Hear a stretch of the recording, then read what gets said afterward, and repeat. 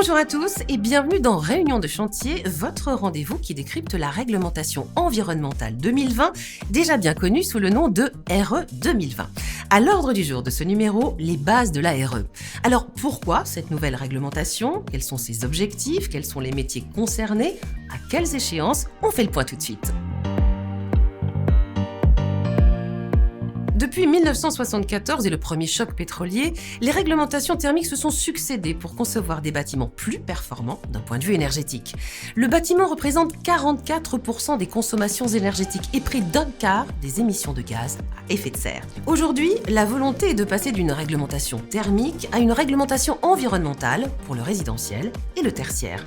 C'est la réglementation environnementale 2020. La RE 2020 introduit une dimension carbone pour tenir compte des émissions de gaz à effet de serre du bâtiment sur l'ensemble de son cycle de vie, de la conception à sa déconstruction. À partir du 1er janvier 2022, sont concernés par la RE 2020 les bâtiments neufs du secteur résidentiel, maisons individuelles et logements collectifs, puis suivront progressivement les bâtiments du secteur tertiaire, bureaux et enseignement primaire et secondaire. Quant aux constructions temporaires et aux extensions, elles seront concernées à partir du 1er janvier 2023.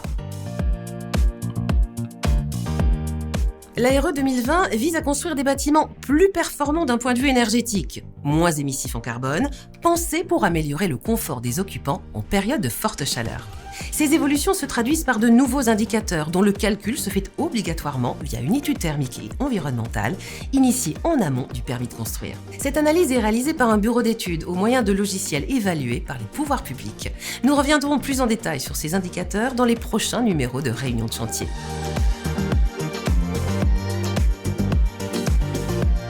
Au niveau des contrôles de mise en œuvre, en plus du test de perméabilité à l'air connu en RT 2012, la RE 2020 instaure un contrôle des installations de ventilation.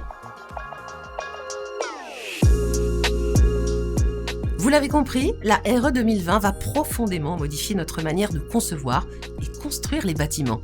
Je laisse la parole à Olivier Saleron, président de la Fédération française du bâtiment. La RE 2020, c'est le défi majeur de ces prochaines années pour la construction neuve.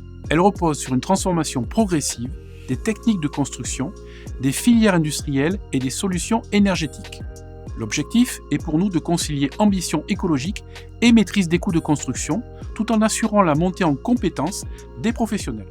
Nous, artisans et entrepreneurs du bâtiment, avons un rôle central pour réussir l'application de cette nouvelle réglementation et construire des bâtiments plus écologiques.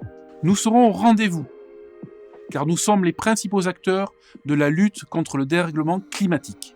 La FEB est là pour vous accompagner afin d'appréhender au mieux cette RE 2020 et réussir ensemble la transition écologique de notre secteur.